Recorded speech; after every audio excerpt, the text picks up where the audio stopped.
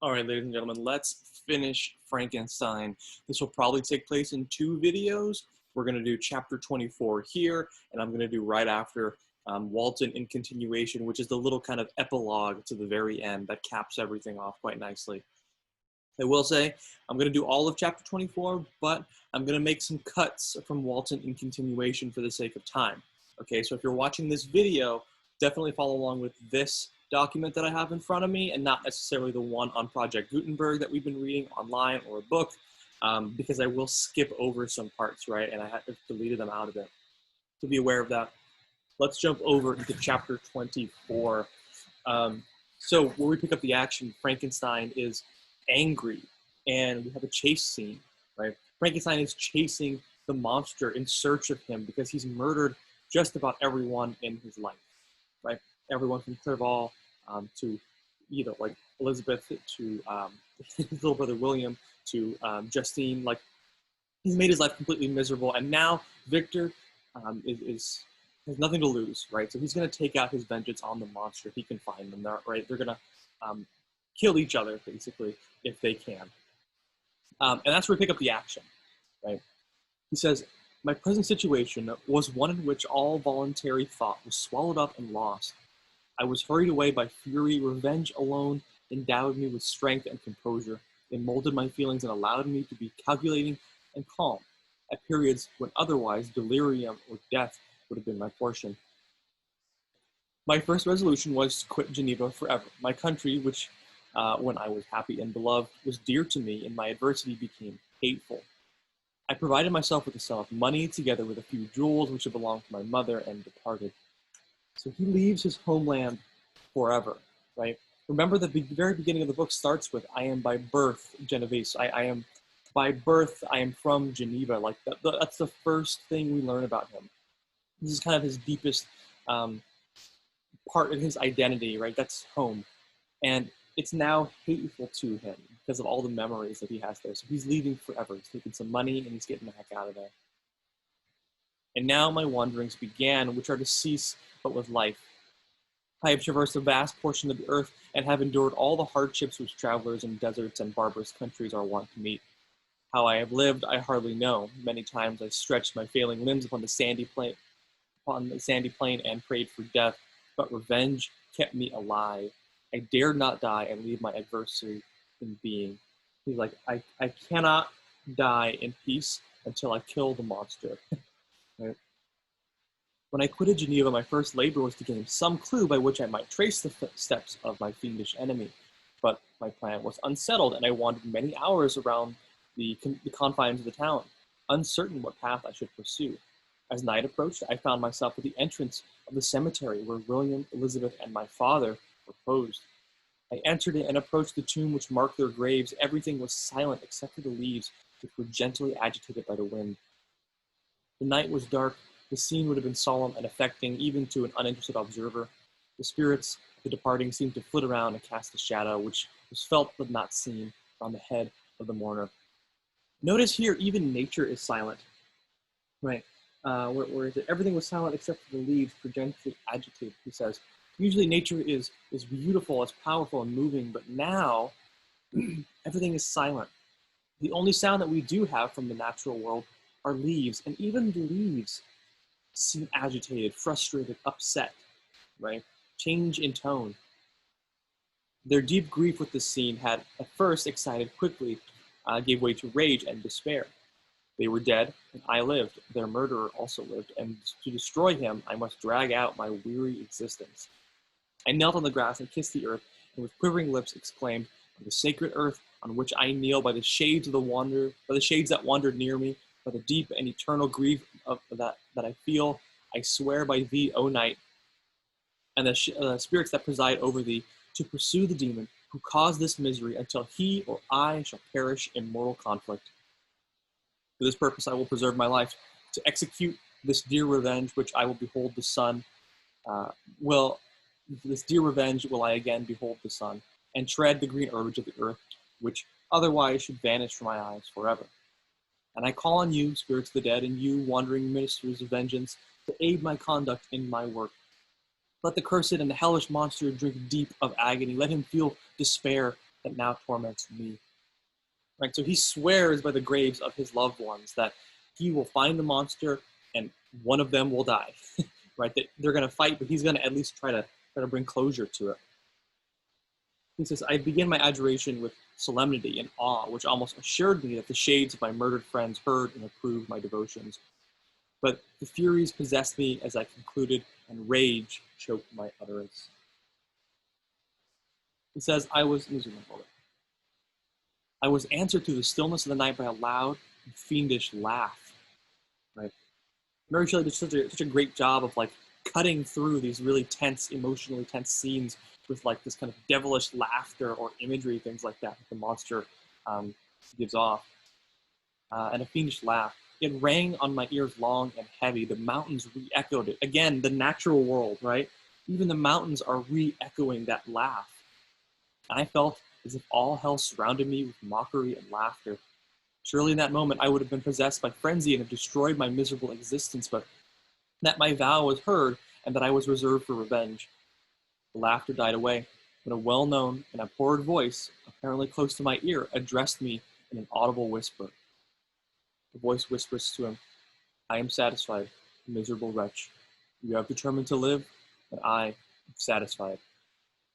Right? So this scene gives me chills every time I read it. It's crazy. The monster finds him at the graves of everyone that he's killed, right? And he sneaks up on him, and out of nowhere, Victor hears the whisper of the monster's hoarse voice in his ear. This awful voice, and the monster tells him, "We're cool." He says, "I'm satisfied, right? I'll let you live because I want you to suffer, right? I want you to suffer knowing what has happened and all of this stuff. Like, you don't get to die and get released from it, right?" The monster basically says, I have to suffer, so you have to suffer now. I darted towards the spot which the sound proceeded, but the devil eluded my grasp. Suddenly, the broad disk of the moon arose and shone full upon his ghastly and distorted shape as he fled with more than mortal speed. I had pursued him for many months, and this has been my task. Guided by a slight clue, I followed the windings of the Rhone, but vainly. The blue Mediterranean appeared, and by a strange chance, I saw the fiend enter by night and hide himself in a vessel bound for the Black Sea. I took my passage in the same ship. He escaped. I know not how. Amidst the wilds of Tartary and Russia, although he still evaded me, I have ever followed his track. Sometimes the peasants, scared by his horrid apparition, informed me of his path. Sometimes he himself, who feared that if I lost the trace of him, I should despair and die, left some marks for me to guide. This is interesting. The monster knows he's chasing him, and he wants him to do it, right? So if Victor ever loses his trail, he'll leave clues, like a supervillain or something, for Victor to pick up on, right? Because he doesn't want Victor to give up and die. He wants him to continually suffer, right? The snow descended on my head, and I saw the print of his huge step on the white plain. To you, first entering on life, to whom care is new and agony unknown, how can you understand what I have felt and still feel? Cold, want, and fatigue were the least of the pains which I was destined to endure. I was cursed by some devil and carried about with me my eternal hell, yet still a spirit of good followed and directed my steps, and when I murmured would suddenly extricate me from seemingly insurmountable difficulties. Sometimes, when nature, overcome by hunger, sank under exhaustion, a repast was prepared for me in the desert that restored and inspirited me. The fare was indeed, of course, such as the peasants of the country ate, but I will not doubt that it was set there by the spirits that I had aided to invoke me. Often, when all was dry, the heavenless clouds and I was parched by thirst, a slight cloud would bedim the sky, shed a few drops that revived me and vanished. So it seems like nature's even taking care of him, right? Somebody will give him food. If he gets thirsty, it'll start to rain. Like even nature itself seems to be conspiring to keep this poor dude alive, to be in agony. I followed, when I could, the courses of the river, but the men generally avoided these, as here was the population of the country chiefly collected. In other places, human beings were seldom seen, and I generally subsisted on the wild animals that crossed my path. I had money with me and gained friendship of the villagers by distributing it, Or I brought with me some food that I had killed, which after taking a small part I always presented to those who had provided me with fire and utensils for cooking. My life, as it passed thus, was indeed a hateful one to me. It was during sleep alone that I could taste joy. Oh, blessed sleep! Often, when most miserable, I sank to repose, and my dreams lulled me even to rapture. The spirits that guarded me had provided me these moments, or rather hours of happiness, that I might retain strength to fulfill my pilgrimage. Notice how he refers to his journey here. He calls it a pilgrimage, right? The thing that he's doing has some kind of like righteous or holy connotation that he's doing. Um, Mind you, he's trying to kill someone, right? Deprived of this respite, I should have sunk under my hardships. During the day, I was sustained and inspirited by the hope of night, for in sleep I saw my friends, my wife, my beloved country. Again, I saw the benevolent countenance of my father, heard the silver tones of my Elizabeth's voice, and beheld Clerval's enjoying health and youth. Often, when wearied by a toilsome march, I persuaded myself that I was dreaming until night should come, that I should then enjoy the reality in my arms of my dearest friends. What agonizing fondness did I feel for them? How did I cling to their dearest forms as sometimes they haunted even my waking hours and persuade myself that they still lived? At such moments, vengeance that burned within me died in my heart, and I pursued my path for the destruction of demon more as a task enjoined by heaven, as the mechanical impulse of some power of which I was unconscious, and as the ardent desire of my soul. Right? So, like, he feels compelled, like, to find the monster, and for whatever reason, he's not like he kind of doesn't want to. He kind of would rather die, and in that death of sleep, get peace, see his friends or family, whatever, than actually chase this monster, right? But for whatever reason, he can't bring himself to not chase the monster, right? A lot of people look at that and say that's his pride. That is the unseen force that is pushing him unconsciously to chase the monster. He needs to out of pride. There are a number of different reasons, and you can read into, like, what do you think is compelling him to do it? What his feelings were whom I pursued, I cannot know. Sometimes, indeed, he left marks in writing on the barks of trees or cut in stone that were guided me and instigated my fury. My reign is not over yet. These words were legible to me in one of the inscriptions: "You live, and my power is complete. Follow me. I seek the everlasting ices of the north, where you will feel the misery of cold and frost to which I am impassive.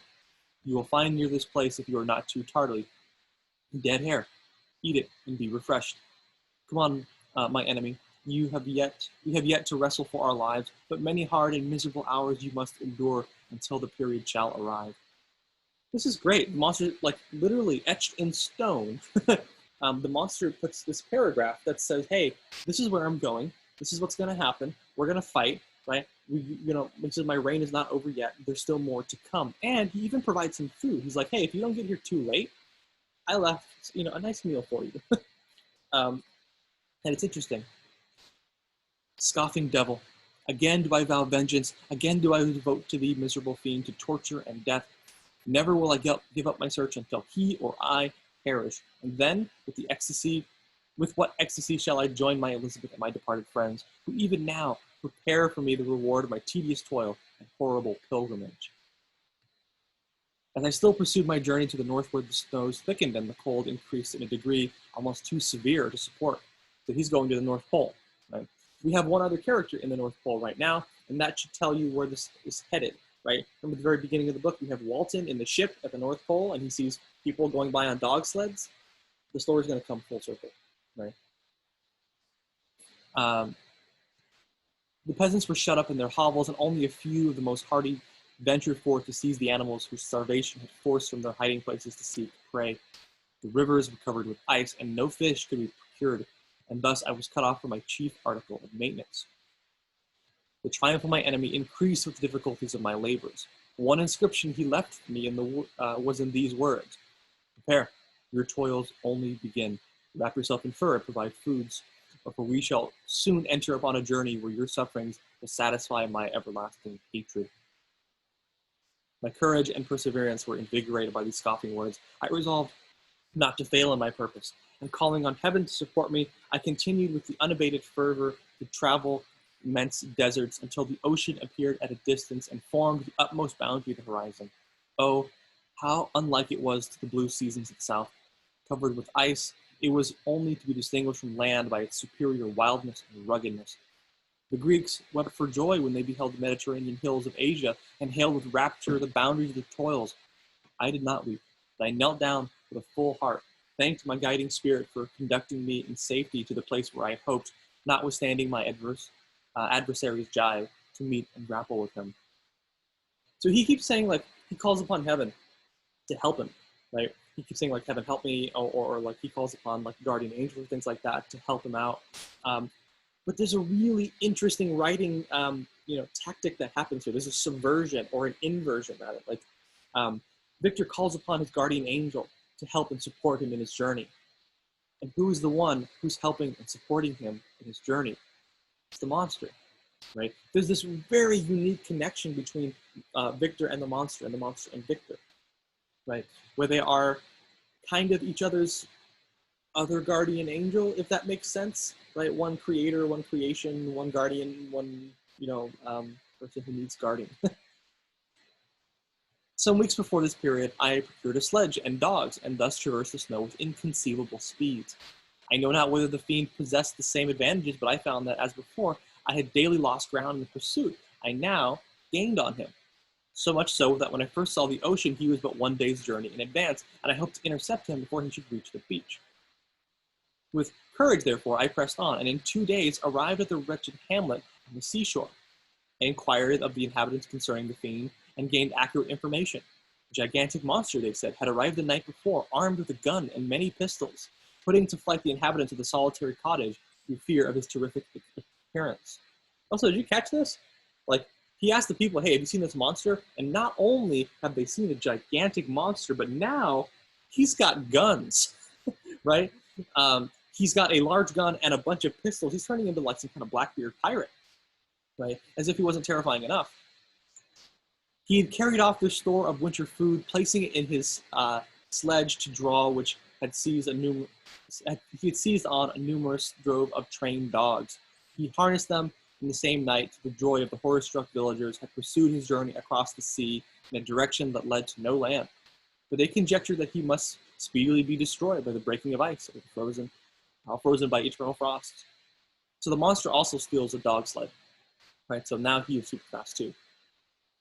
On hearing this information, I suffered a temporary access of despair.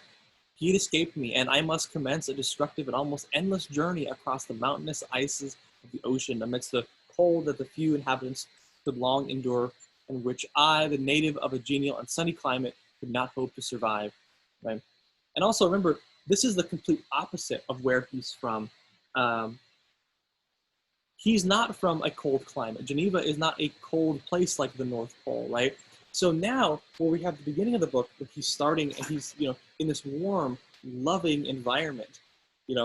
His family is warm and loving, and even the physical environment around him, right? The weather and stuff like that, the climate is warm and loving to him. Now, look how far he's fallen, right? This is a great writing tactic. Like, Mary Shelley is doing these things on purpose, right? And what we have here is an environment that is mirroring what what's happening to the character inside. At the beginning, Victor is loved and warm. And at the end, the environment has rotted away into this cold, frozen wasteland, right, that is inhospitable and hateful to him, he says. Yet, the idea that the fiend should live and be triumphant, my rage returned, and my rage and vengeance returned, and I, like a mighty tide, overwhelmed every other feeling. After a slight repose, during which the spirits of the dead hovered round and instigated me to toil and revenge, I prepared for my journey. I exchanged my land sledge for one fashioned for the inequalities of the frozen ocean, and pushing a plentiful stock of provisions, I departed from land. I cannot guess how many days have passed since then, but I endured the misery which nothing but the eternal sentiment of a just retribution burning within my heart could have enabled me to support. Immense and rugged mountains of ice often barred upon my passage, and I often heard the thunder of the ground sea, which threatened my destruction. But again, the frost came and made paths of the sea secure. By the quantity of provision which I had consumed, I should guess that I had passed 3 weeks in this journey. So he's on the ice here for 3 weeks, and the continual protraction of hope returning back upon the heart often wrung bitter drops of despondency and grief from my eyes. Despair had indeed almost secured her prey, and I should soon have sunk beneath this misery. Once after the poor animals that conveyed me had, with incredible toil, gained the summit of a sloping ice mountain, and one, sinking under his fatigue, died, I viewed the expanse before me with anguish, when suddenly my eye caught a dark speck upon the dusty plain. I strained my sight to discover what it could be, and uttered a wild cry of ecstasy when I distinguished a sled and the distorted proportions of a well-known form within. Oh, what a burning gush did hope visit my heart. Warm tears filled my eyes, which I hastily wiped away, that they might not intercept the view I had of the demon. But still my sight was dimmed by the burning drops, until giving way to the emotions that oppressed me, I wept aloud. So we have some developments here, right? He finally sees the monster way, way off in the distance, and he gets reinvigorated to see him again. And that means he's getting closer, right? We also know that one of his poor animals, meaning one of his dogs, the dog sled, dies, right? And this is gonna, like, it happens in waves, right? So, like, slowly the dogs are dying. It's too cold, it's too rough, they can't handle it. He's really pushing himself and the dogs to go find this monster. Let's keep going. But this was not time for delay. I disencumbered the dogs of their dead companion and gave them a plentiful portion of food, and after an hour's rest, which was absolutely necessary, and yet which was bitterly irksome to me, continued my route. The sledge was still visible, nor again did I lose sight of it, except at moments when, for a short time, some ice rock concealed it with its intervening crags. I indeed perceptibly gained on it, and when, after nearly 2 days' journey, I beheld my enemy at no more than a mile distant, my heart bounded within me. So, like, he's been like a day's journey, 2 days' journey behind the monster as they go forward this entire time, and now he is a mile away. That is really close, right? Especially on dog sled. He is almost there to accomplishing his goal. But now, when I appeared almost within the grasp of my foe, my hopes were suddenly extinguished, and I lost all trace of him more utterly than I had ever done before. A ground sea was heard, and thunder of its progress, as the waters rolled and swelled beneath me, became every moment more ominous and terrific. I pressed on, but in vain. The wind arose, the sea roared, as with the mighty shock of an earthquake, it split and cracked with tremendous, overwhelming sound. The work was soon finished, and in a few minutes a tumultuous sea rolled between me and my enemy, and I was left drifting on a scattered piece of ice that was continually lessening and thus preparing me for a hideous death. So he gets really close to the monster, and then the ice cracks. And then what happens is the two get separated, and now there's ocean in between them. And they're on these little ice floes. The other problem with that is that the ice shelf that Victor is on is going to start getting smaller and smaller and smaller, right? And soon it'll completely melt, leaving him to drown in the frozen waters. In this manner, many appalling hours passed. Several of my dogs died. I'm going to draw a sad face. That's sad. And I myself was about to sink in under the accumulation of distress when I saw your vessel riding at anchor and holding forth to me the hopes of succor and life. Pop quiz. Who is the your he's talking about here, right? We have to think back to the very beginning. He's talking to Walton. So now he's like all the way back where the story started, where Walton said, hey, there's a man like overboard right here. Let's bring him on board and help him out, right? And now we're back there. Only it's Victor's perspective. I saw your vessel riding at anchor and holding forth to me hopes of succor and life. I had no conception that vessels ever came so far north, and was astounded by the sight. Remember, Captain Walton's also like, we're really far north. He's writing to his sister. He's like, the men want to go home. I don't know if we should go home. I kind of don't want to go there. I want to keep pushing on, but I might lose some people. So he's already dealing with that, and Victor's like, holy crap, why is there a ship this far north, right? That's uncommon, but he feels like it's a godsend, right? That nature or God or someone is looking out for him and has sent him this thing. Victor's also just a little bit conceited, a little bit arrogant and selfish. So it's in character for him to think that. Um, I quickly destroyed part of my sledge to construct oars, and by these means was enabled with infinite fatigue to move my ice raft in the direction of your ship. I had determined, if you were going southward, still to trust myself to the mercy of the sea rather than abandon my purpose. I hoped to induce you to grant me a boat with which I could pursue my enemy. So he's like, I hope to ask Walton if he would give me a boat so I could chase the monster. But your direction was northwards. You took me on board, my vigor was exhausted, and I should have sunk under and multiplied hardships into a death which I still dread. My task is unfulfilled. Oh, when will my guiding spirit, in conducting me to the demon, allow me to rest I so much desire? Or must I die, and yet he live? If I do, swear to me, Walton, that that he shall not escape, that you will seek him and satisfy vengeance in his death. And do I dare to ask of you to undertake my pilgrimage, to endure the hardships that I have undergone? No, I am not so selfish. Yet, when I am dead, if he should appear and the ministers of vengeance should conduct you to him, swear that he shall not live. Swear that he shall not triumph over my accumulated woes and survive to add to the list of his dark crimes. He is eloquent and persuasive, and once his words had even power over my heart, but trust him not. His soul is as hellish as his form, full of treachery and fiend-like malice. Hear him not. Call the names of William, Justine, Clairvaux, Elizabeth, my father, and the wretched Victor, and thrust your sword into his heart, and I will recover near the direct steel aright. So that's the end of chapter 24, which is the last chapter in this book. What comes next, in which we'll probably put in a separate video, is Walton in continuation. So literally, there's not a chapter break. There's not like I put a break here so that we could see where it ends. But in the book, it just bleeds one into the next. And what happens is the perspective gets handed off from Victor back to Walton, right? And we come full circle back to the very beginning where Walton is the one who is talking. Walton, remember, is writing to his sister, his name is Margaret, who lives in England. And he's telling her all of the stuff that has happened, right? So now we are in real time. We're no longer backtracking and coming back to real time. We're now in real time. The perspective changes. And for the rest of the book, the last few pages, we are no longer in Victor's perspective. We finish the book in the monsters, in Walton's perspective, excuse me. But notice this. This was interesting.